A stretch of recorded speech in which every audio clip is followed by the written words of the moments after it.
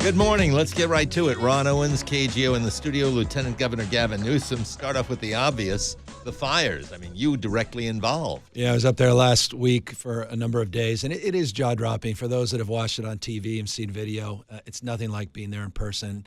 You know, when we were just talking off the air, I mean, people see these quote-unquote as wildfires, and they connote that with fires out in the Sierras or in the middle of Yosemite. But the reality is this was that urban interface, or at least suburban wild interface. And the devastation is more along the lines of what you'd see in Nagasaki or something, just outright just destruction with nothing left. I It's mean, so random, though. Yeah, it's random, and that's the amazing thing always with fire. I think anybody who's ever experienced fire goes, why this house, not that house? But you see just tracks of homes, and you see where the winds shifted, and you see where the embers went, skipping a freeway, 6-lane freeway. It was in this mobile home park surrounded by concrete, freeway, roadway. There were barely any vegetation. You would never imagine that that would be devastated, and there's nothing left standing. Cars flipped upside down, cars in every driveway, which suggests only one thing. No one had time to get in the cars. No one had time to get any belongings, and they're coming back to literally just ashes. And, again, I don't want to belabor this or be maudlin about it,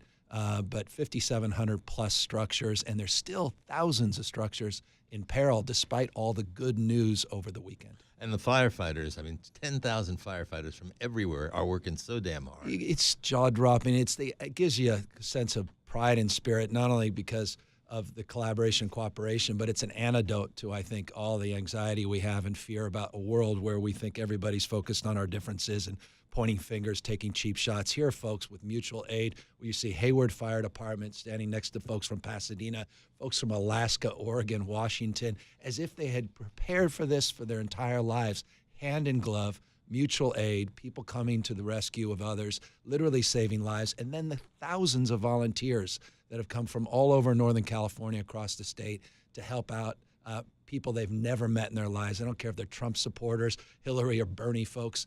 It gives you a real sense of optimism despite sort of the tragedy that surrounds it. Well, you mentioned the differences we all have, and an interesting point is your quote, they haven't played politics. The federal government has come through. I got to say this, and, they did at the Oroville Dam. I remember when we had that issue and we were all questioning and wondering what the Trump administration would do. They did the right thing, and you got to call balls and strikes on this. And, I give, and not easy for me to say this, but when Vice President Pence was out here, he said the right things.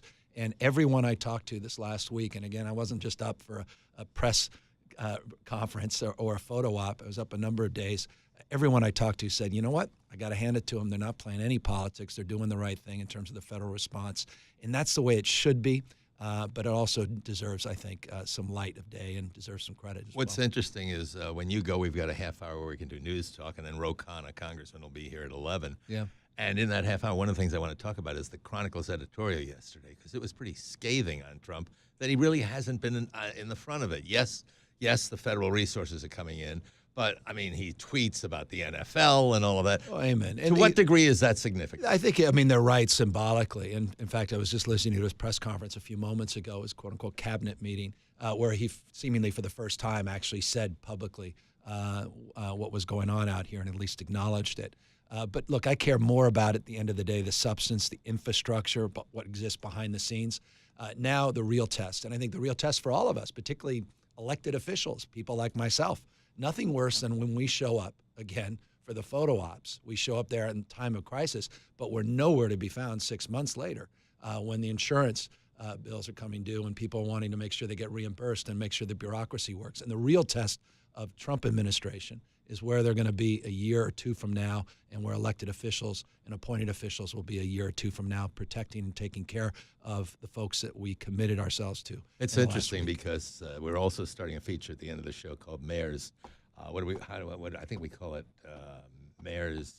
What did we say? Mayor's Monday. That's what it is. Mayor's Monday. And we're going to have as our first one Jim Rolane, of course, Sam Bruno, and everything that happened with PG&E. Yep. By the way, they've been told they can't destroy their records. Yeah. No, very cute. But I'll tell you, look, mayors are in the how business, and at the end of the day, localism's determinative. So that's it's not only is that a good frame, Mayor's Monday, but it also is where the rubber hits the road. And I got to say this: the Santa Rosa mayor was exceptional.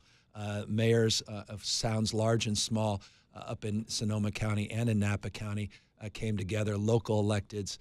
But again, the first responders and CAL FIRE, the sheriffs, It's just, I mean, it is jaw-dropping.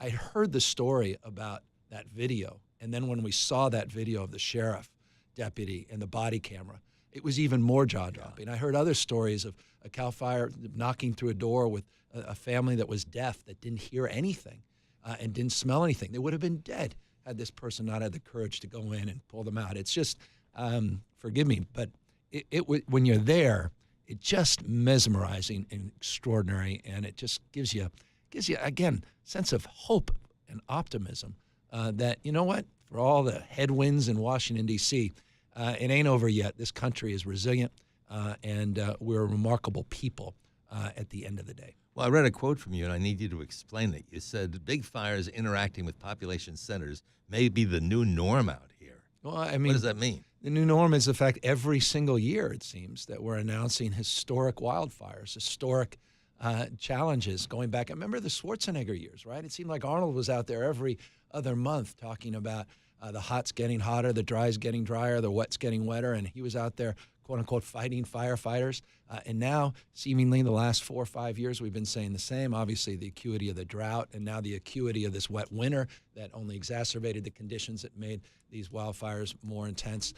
But you can call it what you want, global warming, climate change, global weirding, but something big is happening in this world as it relates to the environment, and that's going to require a different kind of approach, a different kind of stewardship, a different kind of prevention strategy, and a different kind of approach to early detection in terms of addressing these issues so that they don't spread as quickly as these have. As the leader in the race for governor in 2018, would you do anything differently from the way that Jerry Brown has handled it? No, I'm not here to look. We've been in close contact with the governor's office, and his entire team was exceptional. At the end of the day, that's what you want.